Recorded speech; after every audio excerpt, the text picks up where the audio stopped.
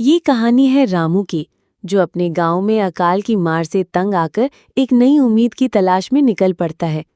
उसकी मेहनत और ईमानदारी उसे जिंदगी की कठिन राहों पर ले जाती है, लेकिन क्या वो अपने हक को वापस पा सकेगा?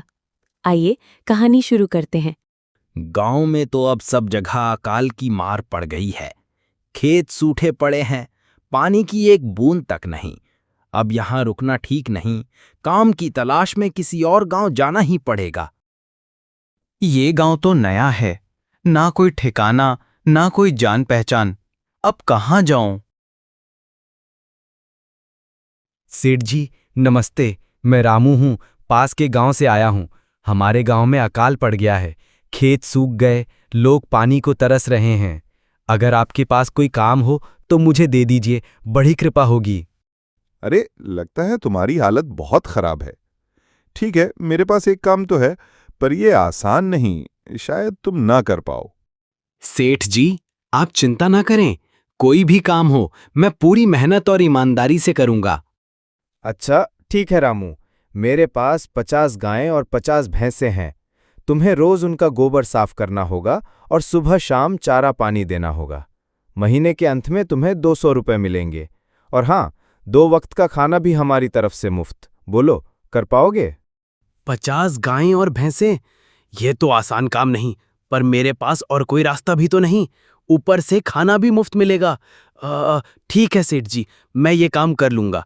बस एक विनती है। बोलो, क्या बात है? सेठ जी, मैं इस गांव में नया हूं, मेरा कोई ठिकाना नहीं। क्या मैं आपकी गौशाला में रह सकता हूं? ठीक है रामू, तुम गौशाला में रह सकते हो। जी बहुत बहुत धन्यवाद सेठ जी।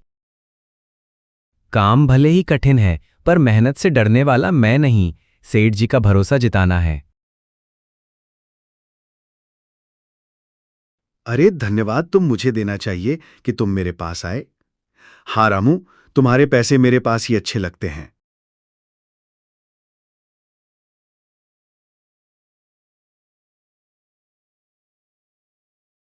बहुत बहुत धन्यवाद सेठ जी, आपकी कृपा है। रामू अपनी मेहनत से जमा किए पैसे से उसने एक छोटी सी कुटिया बनवा ली है। अब मेरी अपनी कुटिया है। गौशाला में सोने से तो गोबर की गंध नाक से नहीं जा रही थी। अब चैन से सो सकूंगा। सेठ जी, आजकल गांव में चोरी की घटनाएं बहुत बढ़ गई हैं। मेरे पास कुछ रुपए जमा हैं जो मैंने घर में रखे हैं, पर मुझे उनकी चोरी का डर सता रहा है। दिन भर मैं यहाँ काम करता हूँ और घर खाली रहता है। हाँ रामू, तुम ठीक कह रहे हो। गांव में चोरी की खबरें तो मैं भी सुन रहा हूं।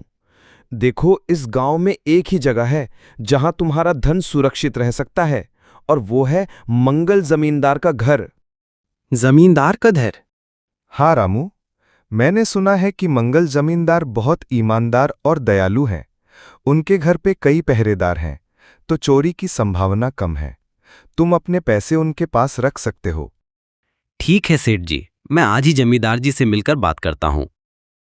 ए रुको, कहाँ अंदर जा रहे हो? जी, मुझे जमींदार जी से मिलना है, कुछ काम है। क्या काम? जरा बताओ। जी मुझे कुछ पैसे उनके पास रखवाने हैं।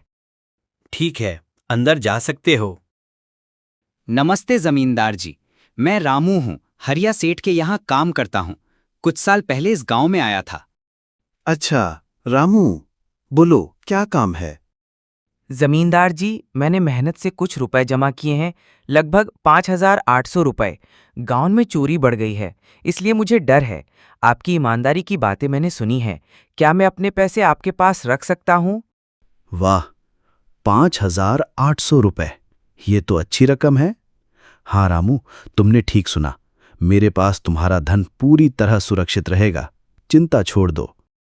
ये लीजिए जमींदार जी, पूरे 5800 रुपए हैं, आप गिन लीजिए। गिनने की क्या जरूरत, तुम हरिया सेठ के आदमी हो, मुझे तुम पर पूरा भरोसा है। बहुत बहुत धन्यवाद जमींदार जी, अब मुझे चोरों का कोई डर नहीं। अरे धन्यवाद तुम मुझे देना चाहिए कि तुम मेरे पास आए। हाँ रामू, तुम्हारे पैसे मेरे पास ही अच्छे लगते हैं।